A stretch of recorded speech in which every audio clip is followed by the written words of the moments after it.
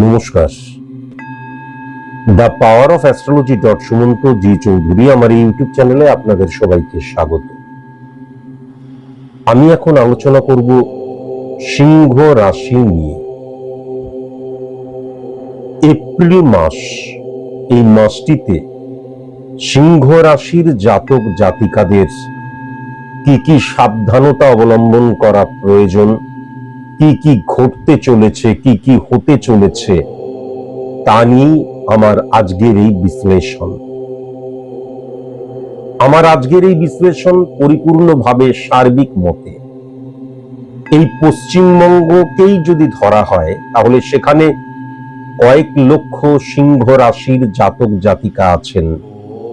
তাদের প্রত্যেকের date of birth, time of birth, place of birth আলাদা, জন্মছক আলাদা, সুতরাং স্পট ইমপ্লিমেন্টেশন ছক আলাদা, প্রত্যেকটি মানুষ আলাদা বলে কালপুরুষ ছক আমাদের যখন date of birth, time of birth, place of birth থাকে না, তখন একমাত্র চোখের কর্নিয়া দ্বারা যে ক্যালকুলেশন করা হয় বেসড অন স্পট ইমপ্লিমেন্টেশন ছক, pure science, pure calculation, pure math, তাকে কালপুরুষ ছক বলে।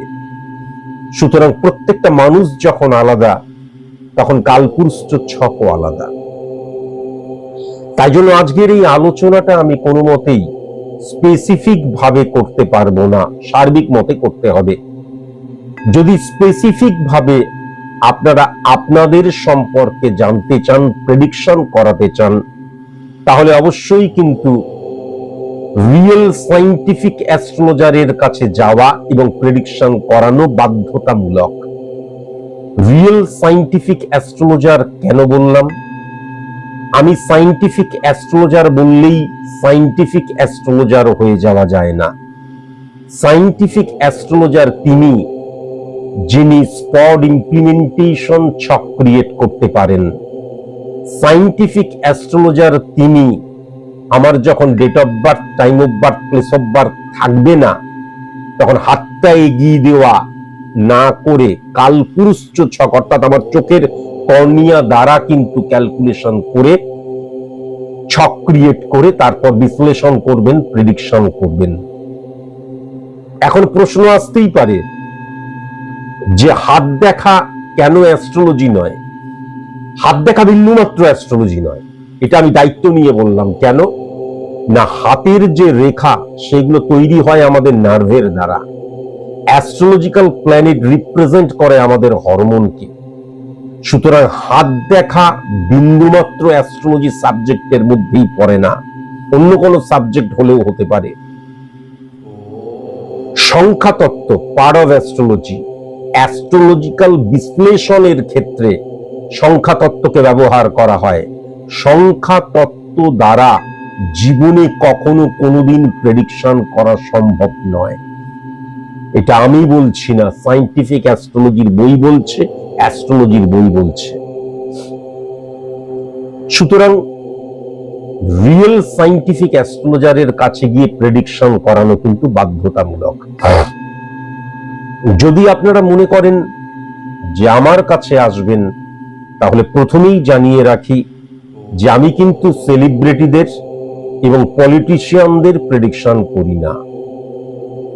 এটা কিন্তু আমি বারবার ধরে জানিয়ে রাখলাম। হাতের মধ্যে যারা জেমস্টোন পরেন, জেমস্টোনকে যারা রেমিডি বলে মনে করেন, তারা কখনোই আমার কাছে আসবেন না। তারা তাদের মেয়েকে, ছেলেকে, সন্তানকে, হাজবেন্ডকে, ওয়াইফকে বা আত্মীয়দের কোনোভাবেই নিয়ে আসবেন না।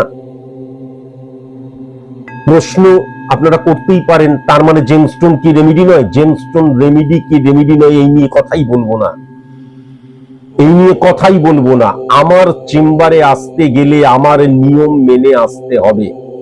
আমার নিয়মের মধ্যে জেমস্টোনকে যারা রেমিডি বলে বিশ্বাস করেন তারা আসবেন না। তারা কখনোই অন্য কাউকেও নিয়ে আসবেন না।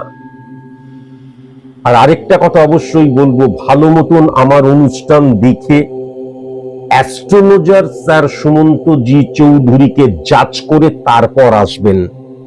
তার কারণে এসে চুপচাপ বসে রইলাম মিরাকেল ম্যাজিকের কথা শোনার জন্য তা নয়। আমি কিন্তু এটা যারা এসছেন তারা সবাই নিশ্চয়ই একমত হবেন যে আমি চেম্বারে কিন্তু পুরো আপনার ছকটাকে বিশ্লেষণ করি।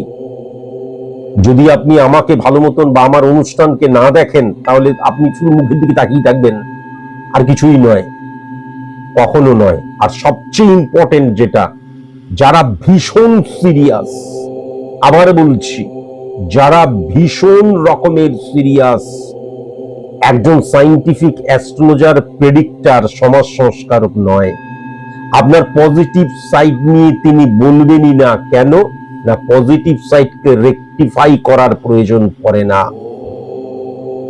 আপনার নেগেটিভ সাইডটাকে রেকটিফিকেশনের জায়গায় যেতে হয়, রেকটিফাই করতে হয়।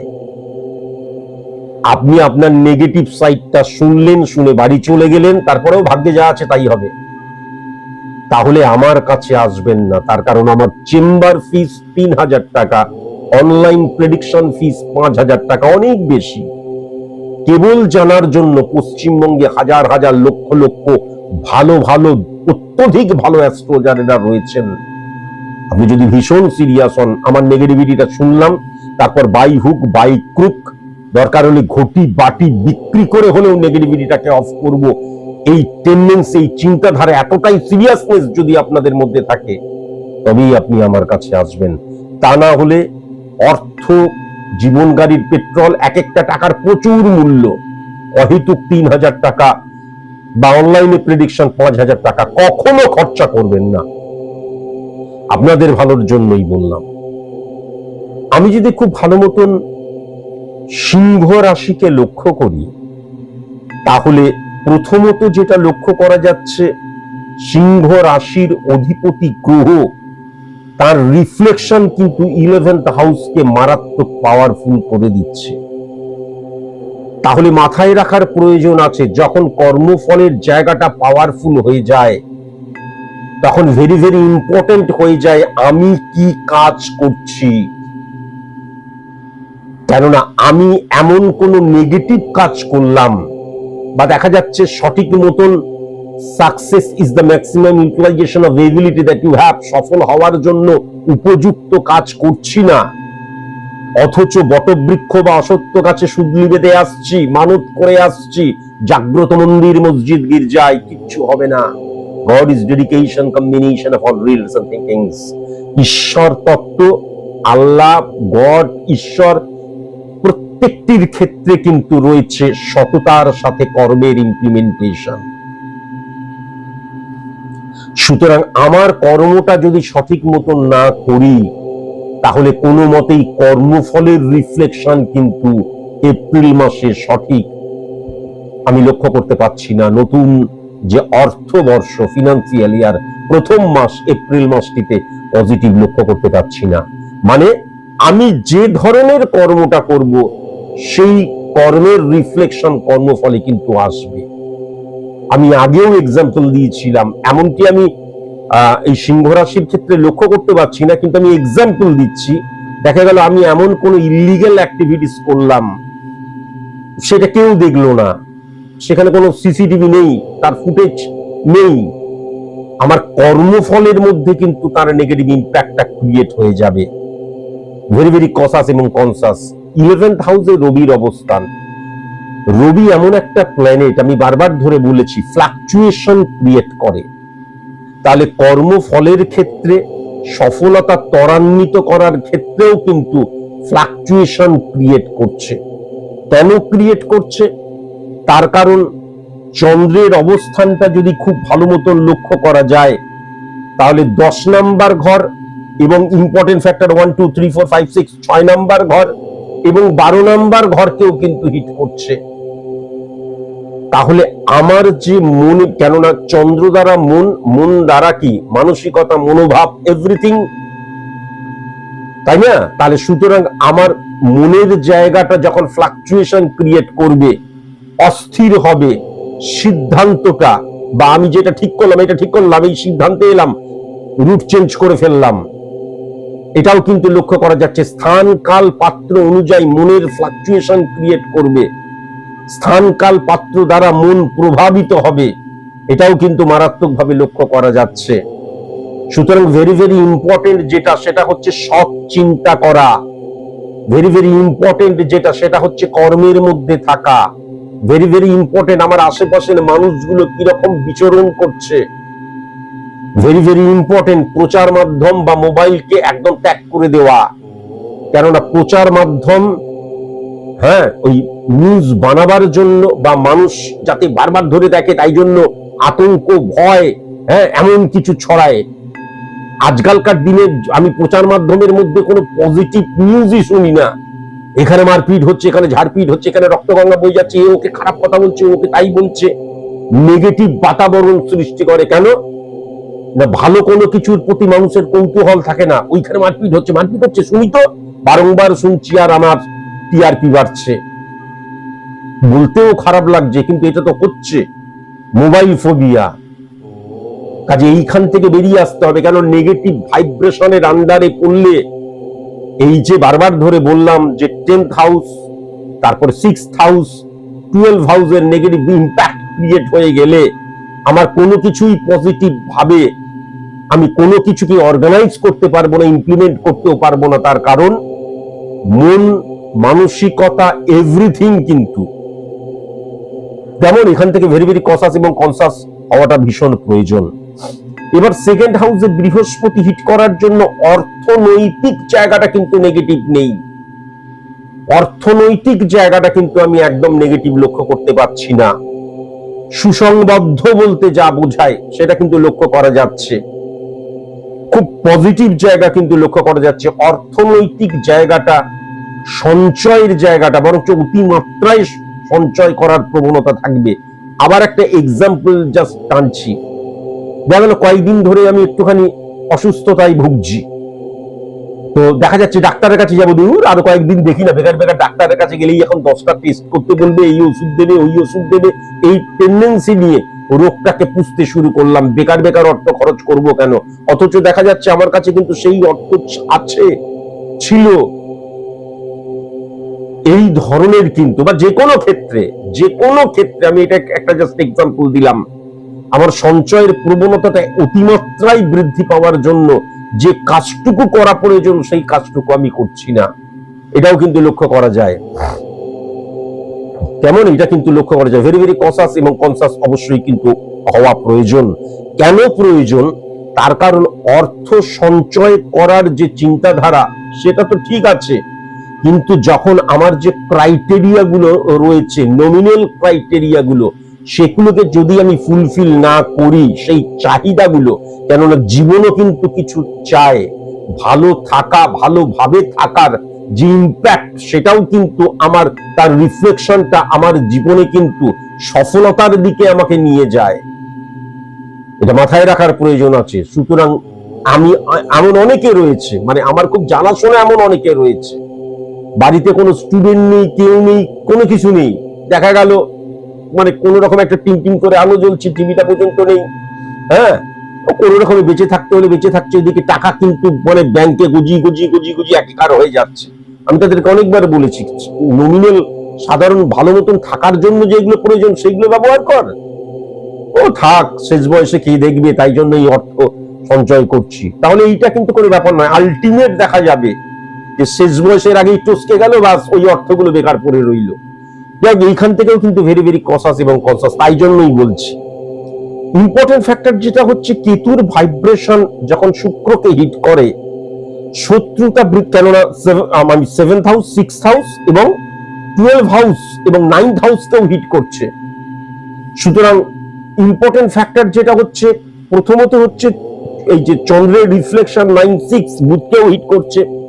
ইলিউশন, আবেগ, ইমোশন, বা আমার মতন করে আমি বললাম ওই যে মনের দ্বারা চালিত পরিচালিত হচ্ছে, এবং মনের স্থানকাল পাত্র অনুযায়ী মন যখন তার দৃষ্টিভঙ্গি চেঞ্জ হয়ে যাচ্ছে, তখন আমার কর্মের প্রবণতা, চাহিদার প্রবণতা, সমাজ, রাষ্ট্র, দেশকে, মানুষকে দেখার প্রবণতাটাও কিন্তু, আঙ্গিকটাও চেঞ্জ হয়ে যাচ্ছে। এখন ইম্পর্টেন্ট ফ্যাক্টর যেটা হচ্ছে যে পাড়া পড়শি, কাছের মানুষ, এরা না খানিকটা শত্রুতার রূপ নেবে।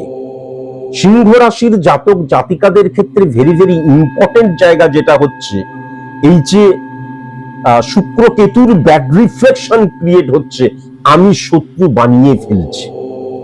এবার ইম্পর্টেন্ট ফ্যাক্টর, ডাইরেক্ট যদি দেখা যায় মঙ্গলকে হিট করছে, রিফ্লেকশনটা কি? অনেক সময় কিন্তু আমরা অনেক সময় সত্যি কথা সত্যি জায়গায় বলে ফেললাম, বাস মানুষ সহ্য করতে পারবে না। এটা তো খুব সত্যি কথা। তার কারণেই হচ্ছে ওই যে বললাম যে প্রতিবাদেরও কিন্তু একটা ভাষা আছে, বা আমি কাউকে কোনো কিছু বলছি এমন ভাবে বলবো তার যেন ডাইরেক্ট হিট না করে, তার আত্মসম্মানে আঘাত না লাগে, অথচ বললাম সে ভাববে আমাকে এটা বললো, কিন্তু সে কখনো প্রতিবাদ করতে পারবে না, কেন এই ধরনের তুই আমাকে কথা বলছিস, বারবার ধরে এটা বলেছি। তাহলে কি হচ্ছে, অত্যধিক সত্যি কথা বলে ফেলা, বা যেই কথাটা যেই জায়গায় বলা উচিত নয়, কমিউনিকেশনের জায়গাটা সঠিক নয়। এবং ইম্পর্টেন্ট ফ্যাক্টর যেটা হচ্ছে আত্মীয় স্বজন কাছের মানুষের জায়গা, মধ্যে কথা আমার বিহেভটা এমন করছি যে আমার কাছের মানুষ আমার বন্ধু শত্রু হয়ে যাচ্ছে। এখান থেকে কিন্তু খুব কসাস এবং কনসাস হওয়া প্রয়োজন। রোগগ্রস্ত হয়ে যাবার জায়গাটা কিন্তু মারাত্মকভাবে লক্ষ্য করা যাচ্ছে। রক্ত রিলেটেড প্রবলেমের জায়গাটাও কিন্তু আমি লক্ষ্য করতে পারছি। সুগার, প্রেসার, এই প্রবলেমগুলো থাকলে এগুলো অ্যারাইজ করবে, এটাও কিন্তু আমি মারাত্মকভাবে লক্ষ্য করতে পারছি। এখন খুব ভালো মতন যদি ফিফথ হাউসকে লক্ষ্য করা যায়, সন্তানকে উচ্ছন্নে পাঠাবার জন্য আমি কিন্তু দেখতে পাচ্ছি সিংহ রাশির যদি বাবা অথবা মা, তার সন্তানের ক্ষেত্রে পুরুষ হলে বাবা, মহিলা হলে মা দায়ী হয়ে যাবে। সন্তানকে সঠিক মতন প্রোটেক্ট না করা, সন্তানকে সঠিক মতন চালিত পরিচালিত না করার যে জায়গাটা, সেটা কিন্তু আমি লক্ষ্য করতে পারছি। আমি বোধহয় লাস্ট 5-6 মাস ধরে কিন্তু এই প্রেডিকশনটা সিংহ রাশির ক্ষেত্রে করে আসছি, এবং আমার চেম্বারে যারা যারা এসছে সিংহ রাশির জাতক জাতিকা আমি দেখেছি ক্যালকুলেশন করে, এবং তারা স্বীকারও করেছে, যদিও সার্বিক মতে আলোচনা করছি, সন্তানের প্রতি অন্ধ হয়ে যাওয়া, সন্তানকে ভুল পথে চালিত করা, সন্তান একটা ভুল কাজ করছে তাকে সাপোর্ট করা, এইগুলো কিন্তু মারাত্মক রকমের লক্ষ্য করা যাচ্ছে। এখান থেকেও কিন্তু ভেরি ভেরি কসাস এবং কনসাস অবশ্যই কিন্তু হওয়া প্রয়োজন। ডিসিশন মেকিং, সিদ্ধান্ত গ্রহণের জায়গা, মঙ্গল শুক্রের যে রিফ্লেকশন ক্রিয়েট করছে, রাহুকে হিট করছে, তাহলে রাহুকে যখন হিট করছে তখন ডেফিনিট ভাবে কিন্তু বলে দেওয়া যায় যে সিংহ রাশির জাতক জাতিকাদের ক্ষেত্রে 39, 36, 9, 12 ক্যালকুলেশনের মধ্যে দিয়ে ফাটকার জায়গাটায় তারা কিন্তু আবেগের দ্বারা কিন্তু ফাটকার জায়গাটায় যাবে, ডেফিনিট ভাবে বলে দেওয়া যায়। একটা হচ্ছে রিয়েলিস্টিক চিন্তা থেকে কিন্তু ফাটকার জায়গাটায় যাওয়া, আরেকজন হচ্ছে আবেগ দ্বারা তাড়িত প্রভাবিত হওয়া। বর্ধমানের চেম্বারে আমার কাছে একজন এসেছিলেন, আমি জানি না কেন তার নাকি 80-90 লক্ষ টাকা ঋণ। কেন 80-90 লক্ষ টাকা ঋণ আমি জানি না। তো সে আমার কাছ থেকে বলেছে আপনার কর্ম, এই শুনে আমার উদ্বুদ্ধ হয়ে গেছি। এবার ইম্পর্টেন্ট ফ্যাক্টর হচ্ছে যে কারোর কোন ঋণ কোন রেমিডিয়াল প্রসেস অ্যাপ্লিকেশনের মধ্যে দিয়ে অফ করা যায় না। মানে আমার 10 লক্ষ, 20 লক্ষ, 50 লক্ষ রেমিডি অ্যাপ্লাই করলাম অফ হয়ে গেল, তা নয়। কি করে, আমার সোর্স অফ ইনকামের জায়গাটা কিন্তু পরিশুদ্ধ করে, সেটাকে ইনক্রিজ করায়, এবং তার জন্য সঠিক কর্মের প্রয়োজন। এবং আমি তো রয়েছি, এবং যখন আমি অর্থ উপার্জন করছি, এবার আমি আমার ঋণ পরিশোধ করছি সাইন্টিফিক ওয়ে। তাহলে ইম্পর্টেন্ট ফ্যাক্টর, সে এসে বললো আমার তো 70-80-90 লক্ষ টাকা ঋণ স্যার। আস্তে আস্তে করে, আপনি বিশ্বাস করেন না যদিও বলছি লটারি কি কাটবো, তাকে কি জুতো পেটা করা উচিত কি উচিত নয়। লাস্ট 7.5 বছর ধরে আমি কোনোদিন এই লটারি হটারি এইগুলোকে জীবনে কোনোদিন মানে বিলিফ সিস্টেমের মধ্যেই আনি না। সে ভাবছে আমি লটারি কাটবো, আমি 1 কোটি টাকা পেয়ে যাব, আমার 80 লক্ষ টাকা ঋণ হয়ে যাবে। 80 লক্ষ টাকা ঋণ একটা সাধারণ নিম্ন মধ্যবিত্ত মানুষের জীবনে হয়? যদি হয় তাহলে তোমাকেই সেটা ফেস করতে হবে। মানে আমি বললাম না যে কিছু কিছু এমন মানুষ আমার কাছে আসে, তাদের জন্য আমার বিপি হাই হয়ে যাবে, সুগার বৃদ্ধি হবে এবং আলটিমেট পাগল হয়ে যাওয়ার জায়গা লক্ষ্য করা যাচ্ছে। তার কারণ 80 লক্ষ টাকা তার, 70, 80, 90 লক্ষ টাকা তার নাকি দেন একটা সাধারণ মানুষ, এবং সে আমার কাছে এসছে যে রেমিডিয়াল প্রসেস অ্যাপ্লাই করব, তারপরে ফাটকা। ফাটকা মানে কি? আবার ফাটকা মানে আমি লটারি কাটবো আর কোটি টাকা পেয়ে যাব বর্ধমানের চেম্বারে। এটা কোনোদিন সম্ভব? তাহলে এই যে ইলিউশন, আবেগের মধ্যে ফাটকার জায়গাটা, ফাটকা মানেটা, মানসিক ফাটকা মানে এটা কি? মানসিক ফাটকা মানে হচ্ছে আমি 30% প্রস্তুত, আমি 80% রেজাল্ট চাইছি। এটা কিন্তু মানসিক ফাটকার জায়গাটা। আমি যেটা চাইছি, আজকের দিনে যদি 50% সফল হতে হয়, তাহলে 300% নিজেকে প্রস্তুত করতে হয়। তাহলে সেই ক্ষেত্রে আজকের দিনে 30% সফল, এই আমাদের 30% আমি প্রস্তুত, আমি 80% রেজাল্ট চাইছি। এবং extremely sorry to say, last 1 বছর ধরে এইবার যারা মাধ্যমিক, উচ্চ মাধ্যমিক পরীক্ষা দিল, প্রথম মানে আমার এই মানে পশ্চিমবঙ্গে অ্যাজ এ অ্যাস্ট্রোলজার হিসেবে প্রথম যে কজন হিউজ পরিমাণে কিন্তু এই মাধ্যমিক বা উচ্চ মাধ্যমিক পরীক্ষা দিল, বেশিরভাগ স্টুডেন্টের ক্ষেত্রে কিন্তু এই মানসিকতা। রেমিডিটা নিয়ে রাত আমাদের বেলা 9টা পর্যন্ত ঘুমোচ্ছি, রেমিডিটা নিয়ে 10টার সময় স্যার আজকে শরীর ভালো লাগছে না, প্রত্যেক দিন ঘুমিয়ে পড়লাম। আর যখনই পরীক্ষা দেওয়া হয়ে গেলে, এবার স্যার প্রণাম নেবেন, স্যার দেখবেন একটু যেন মিনিমাম 90% হয়। হ্যাঁ, আমি হচ্ছি মানে কি বলবো, নারায়ণের পাশে বসে বসে কারোর ভাগ্য লিখছি স্বর্গের মধ্যে। যে আমার কাছে এসেছিল, রেমিডি নিয়েছিল, তারপর ঘুমিয়েছে, তো কি হয়েছে, ওকে 90% করে দাও। খারাপ কথা বললে স্যার খিস্তি খেউর মারছে। কিন্তু এরা এরা এরা স্টুডেন্ট। এখন যদি আমার হোয়াটসঅ্যাপটা দেখা যায় না, তাহলে দেখা যাবে একেবারে সবাই একেবারে ভালোবাসা, শ্রদ্ধা চুঁয়ে চুঁয়ে পড়ছে একদম। আর যখন বলেছিলাম 6টার আগে গুড মর্নিং জানাবি, আর রাত 11:30 পর্যন্ত পড়বি, এই সময় পড়বি, পুরো নির্দিষ্ট যে আমি যে একদম পুরো সমস্ত রুটিন করে দিয়েছিলাম, কেউ মানেনি। বেশিরভাগ 80 থেকে প্রায় 85-90% এইবার প্রথম যারা রেমেডি নিয়েছে ধরেই হয়ে গেল। এটা বলতে আমারও লজ্জা লাগছে। এই জায়গাটাও কিন্তু সিংহ রাশির জাতক জাতিকাদের ক্ষেত্রে মারাত্মক লক্ষ্য করা যাচ্ছে, যে আমি ইলিউশন, আবেগ, ইমোশনে তাড়িত হয়ে কিন্তু ফাটকাকে বিশ্বাস করব, ফাটকাকে আমার জীবনে ইমপ্লিমেন্ট করব। এই জায়গাটাও কিন্তু মারাত্মক ভাবে লক্ষ্য করা যাচ্ছে। এখান থেকেও ভেরি ভেরি কসাস এবং কনসাস হওয়া কিন্তু ভীষণ প্রয়োজন। মঙ্গল এবং বুধের একত্রীকরণ এবং যখন শনিকে হিট করে, তখন কি করে? তখন আমি মানসিক ভাবে কিন্তু ইলিগাল অ্যাক্টিভিটিস করছি, এবং ইম্পর্টেন্ট জায়গা যেটা হচ্ছে আমার বুদ্ধি, আমার যুক্তি, আমার বিবেচনা যেটাকে বিশ্বাস করছে, ফিজিক্যাল অ্যাক্টিভিটিস কিন্তু সেই কাজটা করছে না, অন্য কাজ করছে। শনি এবং বুধের একত্রীকরণ, আমার বুদ্ধি যুক্তি কিন্তু সঠিক জিনিসকেই স্বীকার করছে, কিন্তু আমি ফিজিক্যাল অ্যাক্টিভিটিস এর মধ্যে দিয়ে ভুল কাজ করছি। এই জায়গাটাও মারাত্মক ভাবে কিন্তু লক্ষ্য করা যাচ্ছে। ভেরি ভেরি কসাস এবং কনসাস অবশ্যই কিন্তু হওয়া প্রয়োজন। ফোর্থ হাউস হচ্ছে জীবনের শান্তির জায়গা, আনন্দের জায়গা, ব্যক্তিগত জীবনের জায়গা, সফল হওয়ার জন্য আমি নিজেকে কতটুকু প্রস্তুত করছি তার জায়গা।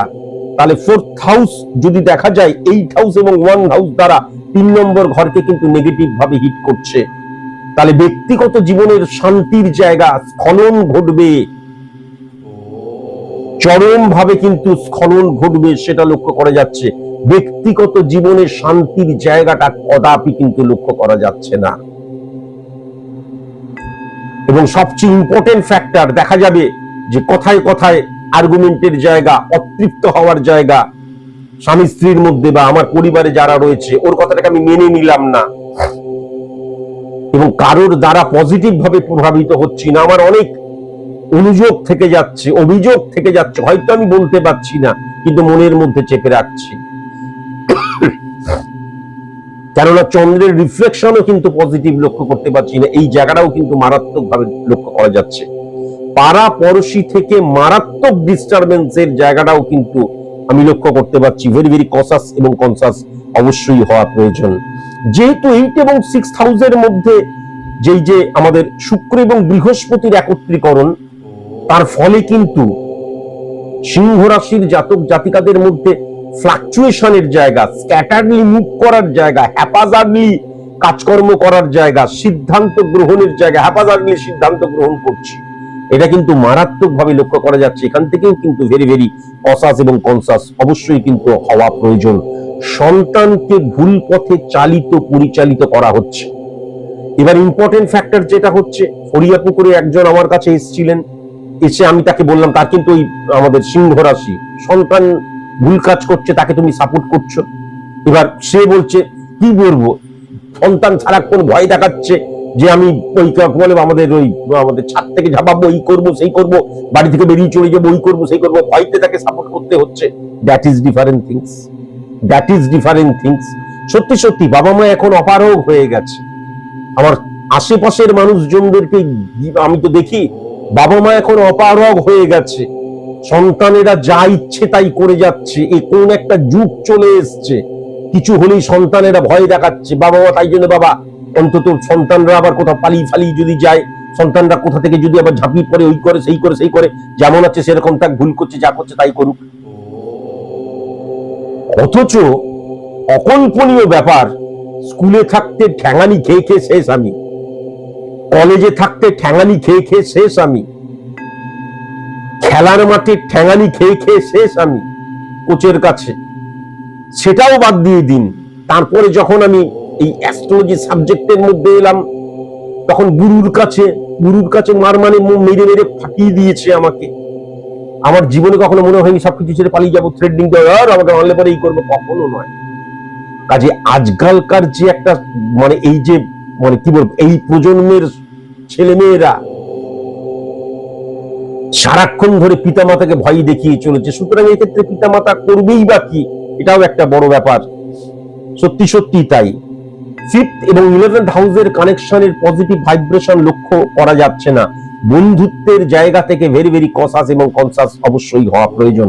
সিংহ রাশির জাতক জাতিকাদের ক্ষেত্রে কিন্তু মাস্তুতো, পিস্তুতো, জ্যাঠতুতো এই সমস্ত ভাই বোন দাদা দিদি থেকে খুব কসাস এবং কনসাস হওয়া প্রয়োজন।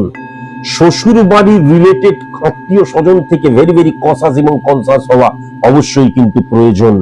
তেমন সিংহ রাশির জাতক জাতিকাদের ক্ষেত্রে কিন্তু যদি পুরুষ হও, তাহলে স্ত্রীর অসুস্থতা বৃদ্ধি পেতে পারে অকস্মাৎ। আর যদি তুমি আমাদের স্ত্রী হও, তাহলে পুরুষের স্বামীর অসুস্থতা অকস্মাৎ বৃদ্ধি পেতে পারে, সেটাও কিন্তু লক্ষ্য করা যাচ্ছে। তার কারণ অসুস্থতা বা দেখা যাচ্ছে আমাদের ভুল চিকিৎসার জায়গাটা, ভুল মেডিসিন নেওয়ার জায়গাটা, এটাও কিন্তু লক্ষ্য করা যাচ্ছে। খুব সাবধান। রক্ত রিলেটেড প্রবলেম থেকে ভেরি ভেরি কসাস এবং কনসাস হওয়া কিন্তু ভীষণ প্রয়োজন। আমি আবার বলছি, ফিনান্সিয়াল জায়গাটা অত্যন্ত পজিটিভ লক্ষ্য করা যাচ্ছে। সঞ্চয়ের জায়গাটা এক্সট্রাঅর্ডিনারি বলা যেতে পারে। আমি একদম দেখা যাচ্ছে, এটাও আমি অনেককে দেখেছি, একবেলা না খেয়েও বা দেখা যাচ্ছে সেদ্ধ ভাত খেয়েও আমি টাকা সঞ্চয় করে যাচ্ছি। প্রচুর এরকম স্টুডেন্ট আমার রয়েছে। Important factor. আর আরেকটা কথা আমি অবশ্যই বলবো যে 9th হাউস শুক্র এবং বৃহস্পতির একত্রীকরণের মধ্যে 12 হাউসকেও হিট করছে। আমি এমন কোনো কিছু যেন না করি যে মানুষের চোখে আমি ছোট হয়ে যাচ্ছি, নিচু হয়ে যাচ্ছি। হয়তো দেখা যাচ্ছে আমি অর্থনৈতিক দিক দিয়ে সফল হচ্ছি, হয়তো দেখা যাচ্ছে যে আমার প্রফেশনালি বা আমি আমার দিক দিয়ে ঠিক আছে, কিন্তু এমন বিহেভ করলাম, এমনটা হতেই পারে দেখা গেল শাশুড়ি মায়ের সাথে এমন ব্যবহার করলাম, শাশুড়ি মা বললো ছি যে মৌমাকে আমি লক্ষ্মী ভেবে ঘরে নিয়ে এসেছিলাম সেই এরকম ব্যবহার করছে শ্বশুর মশাইয়ের সাথে, শাশুড়ি মায়ের সাথে। ছোট হয়ে যাওয়াটা, অন্যের চোখে ছোট হয়ে যাওয়া, এটা কিন্তু এক্সাম্পল দিলাম। অন্যের চোখে ছোট হয়ে যাওয়ার প্রবণতার জায়গাও কিন্তু ভয়ঙ্কর লক্ষ্য করতে পারছি। আর একটু প্রশস্ত হওয়া প্রয়োজন, কেননা মনের বিকাশের জায়গায় আমি কিন্তু অবস্ট্রাক্ট ক্রিয়েট হয়ে যাওয়া, মনটাকে আর একটু প্রশস্ত করা, মনটাকে সমর্থক করা এবং বাস্তববাদী করার জায়গাটা প্রয়োজন যদি জীবনে শান্তি চাও। তা না হলে অর্থ থাকবে, তা না হলে বড় বাড়ি গাড়ি সবকিছুই থাকবে, কিন্তু দেখবে অতৃপ্ত হয়ে বা স্যাটিসফ্যাকশন বিহীন ভাবে কিন্তু ছটফট করবে। খারাপ ভাবে নিও না, তোমাদের ভালোর জন্যই বললাম। আবার বলছি, এটা তো সার্বিক মতে আলোচনা, স্পেসিফিক ভাবে তোমার ছকটা আলাদা হতেই পারে, সেখানে রবির অবস্থান আলাদা বা বৃহস্পতি শুক্রের অবস্থান আলাদা হতেই পারে। সার্বিক ভাবে কিন্তু আমি যা যা আলোচনা করলাম, যা যা দিক তুলে ধরলাম, সার্বিক মতে রবির অবস্থান দ্বারা সিংহ রাশির ক্ষেত্রে আজকের মতন এইটুকুই। নমস্কার।